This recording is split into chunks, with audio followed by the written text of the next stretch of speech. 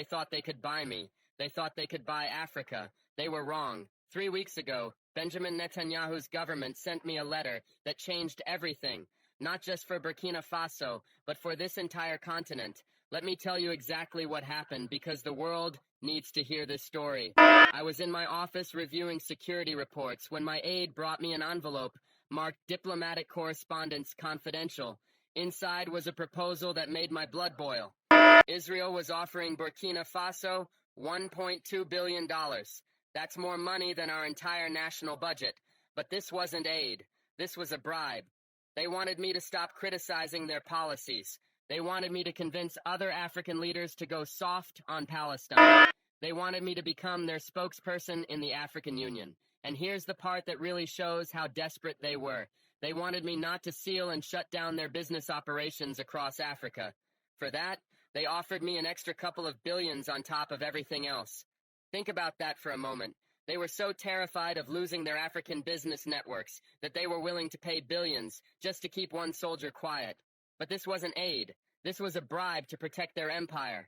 I read that letter 3 times. Each time, I got angrier. See, these people fundamentally misunderstood who I am. I didn't stage a revolution just to become another puppet dancing for foreign masters. I didn't risk my life overthrowing a corrupt government just to become corrupt myself and protect foreign business interests on my continent. I'm a soldier. Soldiers don't negotiate with people trying to compromise their mission. And my mission is African sovereignty, economic, political, and strategic. When I took power in Burkina Faso, I made a promise to my people. No more foreign interference. No more exploitation disguised as partnership. No more selling our dignity for temporary comfort. That letter was testing whether I meant what I said. The letter came through diplomatic pouches, but the real message was delivered through intermediaries. High-ranking officials from neighboring countries, supposedly friendly advisors, all suggesting I consider the practical benefits of this arrangement. They painted pictures of transformed infrastructure, modern hospitals, upgraded military equipment. They talked about Burkina Faso becoming a regional powerhouse, a model for African development. But every conversation ended the same way. Just tone down the anti-Israeli rhetoric. That's when I realized this wasn't just about one letter. This was a coordinated campaign. They had been watching me, studying me, building a profile of what they thought would make me compromise. They calculated wrong, so I did something they never expected. I called a press conference and read their letter on live television, word for word, including their desperate plea to protect their business operations. You should have seen their faces when that news reached Tel Aviv. Complete panic. Because suddenly, their secret diplomatic strategy and their business protection scheme was front-page news across Africa. But I wasn't done, not even close. Standing at that podium, I looked directly into the camera and said what needed to be said. They believe our dignity has a price tag. They think African leaders are for sale in a global marketplace. They think they can pay us to protect their business interests while they exploit our people. Today, we proved them wrong. I held up that letter for everyone to see. This document represents everything wrong with how the world sees Africa. They see us as a market, not as people. They see our leaders as employees, not as representatives of sovereign nations. The silence in that room was deafening. Journalists who had covered African politics for decades later told me they had never seen anything like it. A leader voluntarily exposing an offer of billions of dollars. That moment changed everything. Within hours, Your Africa Not for Sale was trending in 14 countries. But this wasn't just social media noise. This was a continental awakening. Mali reviewed every Israeli contract. Niger recalled their ambassador from Tel Aviv. Chad suspended diplomatic talks. Ghana's president, who never takes sides, publicly supported our position. South Africa called our response a masterclass in dignified leadership. But here's what really scared them. The youth responded. Students in Senegal organized protests demanding transparency on all foreign aid deals. Young people in Kenya launched campaigns questioning their government's foreign relationships. Artists across West Africa created murals celebrating our refusal to be bought and our commitment to protecting African economic interests. University campuses across the continent erupted in solidarity. From Cairo to Cape Town, young Africans were sharing clips of my speech. They weren't just supporting Burkina Faso, they were supporting the idea that Africa could say no.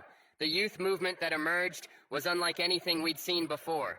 They called themselves the uncompromised generation.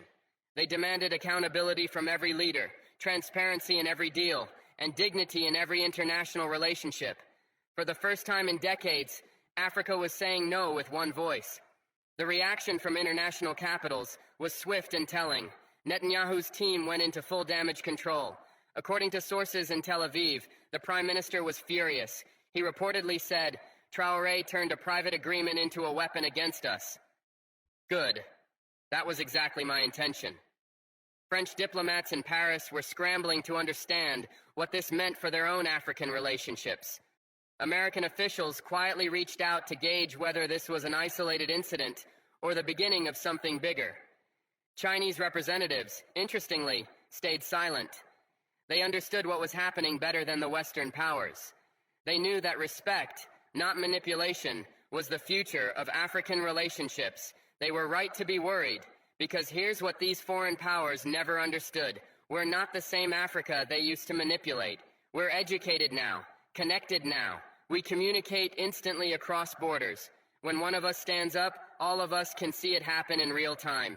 The old playbook doesn't work anymore. You can't divide us with secret deals. You can't buy our silence with development aid. You can't pay us to protect your business operations while you extract our wealth. You can't treat us like children who don't understand geopolitics. We understand perfectly. We just refuse to play by your rules. The immediate aftermath was chaotic.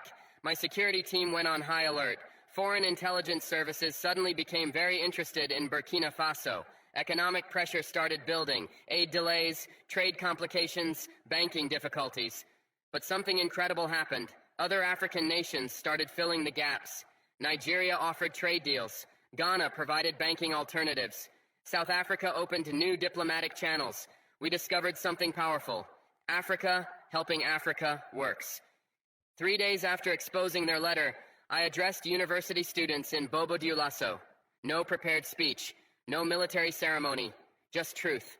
The auditorium was packed. Students had traveled from across West Africa to hear what I had to say. The energy was electric. I told them, for decades they told us to stay quiet, accept what's given, say thank you when we're ignored, and protect their business interests while our people suffered. But now they come to us because they fear what happens when Africa wakes up. I could see it in their eyes. Recognition, hope, determination. Then I asked them a simple question. Should we go back to silence, or do we speak louder? The answer was deafening. 5,000 students erupted in celebration. That sound? That was the sound of a generation refusing to be silenced or bought. But the students wanted more than just words. They wanted action. What's next? They shouted. How do we build on this? So I told them. We audit every foreign contract. We demand transparency in every deal. We build our own economic networks. We trade with each other first, the world second. We stop exporting raw materials and start building factories. We stop being suppliers and become manufacturers. The crowd went wild, because finally, someone was talking about practical steps, not just inspirational speeches. I continued. We create African development banks. We launch African satellite networks. We build African universities that rival any in the world. We develop African pharmaceutical companies. We establish African technology hubs. Each point brought louder applause. These young people understood that real independence meant economic independence. Since then, everything has changed. Every backroom deal now risks exposure. Every shady offer could be televised tomorrow.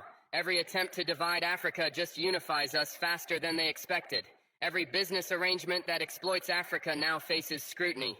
My own cabinet initially had concerns. What if they retaliate? Some asked. What if they cut off existing aid? I told them what I'll tell you now. Any aid that comes with strings attached isn't aid, it's control. Any partnership that requires our silence isn't partnership, it's subjugation.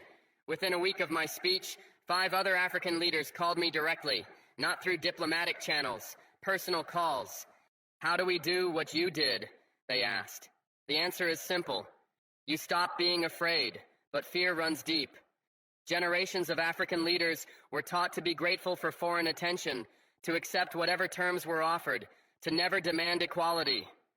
Breaking that psychological colonization is harder than breaking physical chains. Western media tried to spin this as Traoré escalates tensions or Burkina Faso risks isolation. But they missed the point entirely.